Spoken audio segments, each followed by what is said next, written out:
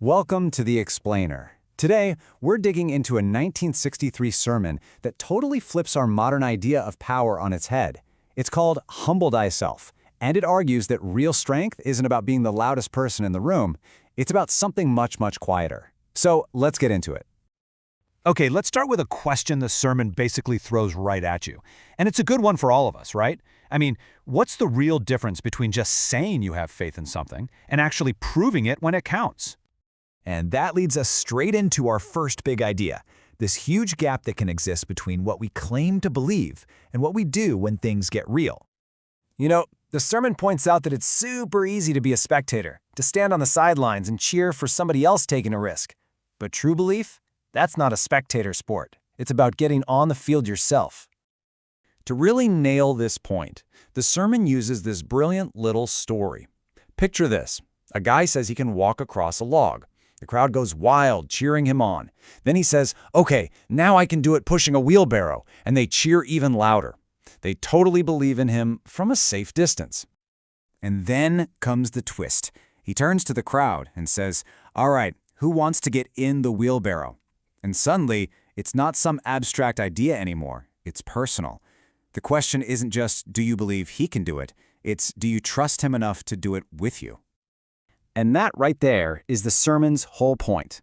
Real faith isn't just clapping from the stands. It's being willing to get into the wheelbarrow. It's about putting your own skin in the game. So, this idea of personal commitment leads us right to the core thesis of the sermon. And it's a wild one, totally counterintuitive. It argues that the real path to strength and influence is the exact opposite of what we're usually told. The sermon completely redefines what power is. It's not about conquering other people. It's about conquering yourself. It's about having the inner strength to humble your own ego for something bigger than you. And you can see the contrast so clearly here. On one side, you've got worldly power. It's arrogant, it's loud, it acts like it has all the answers. But on the other side is what the sermon calls spiritual power. It's humble, it's quiet, and it's focused on that internal victory, not on getting applause from the outside. I just love this analogy from the sermon. Think about an empty wagon hitting a bumpy road. It makes a huge racket, right? All noise, no substance. But a wagon that's fully loaded with good stuff, it moves quietly. The point is, if you've got real substance, you don't need to make a lot of noise. Okay, so if that's the goal for a person, how does this whole quiet, humble strength thing work for a group, like a church, a company, or any community? Well, the sermon has another fantastic metaphor for this.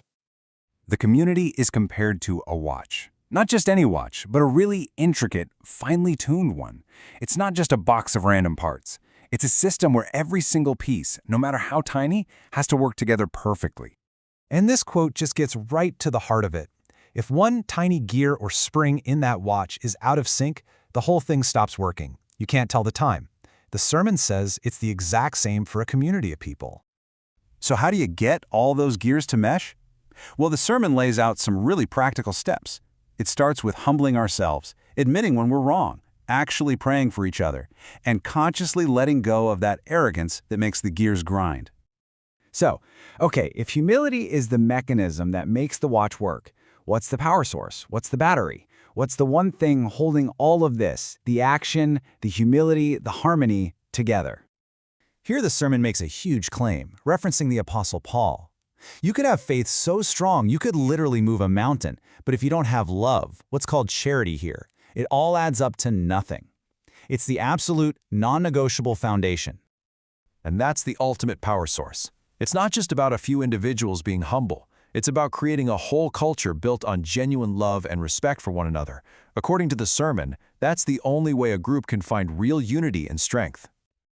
All right, we've covered a lot of ground, so let's bring it all home.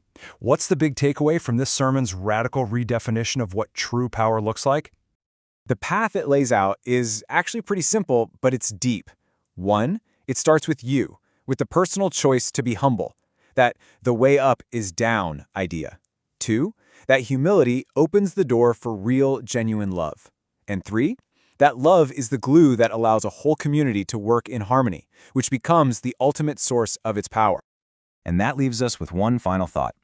In a world that so often celebrates the loudest voice and the biggest ego, what can we take away from this 60-year-old message about a quieter, more humble, and maybe more powerful way to live.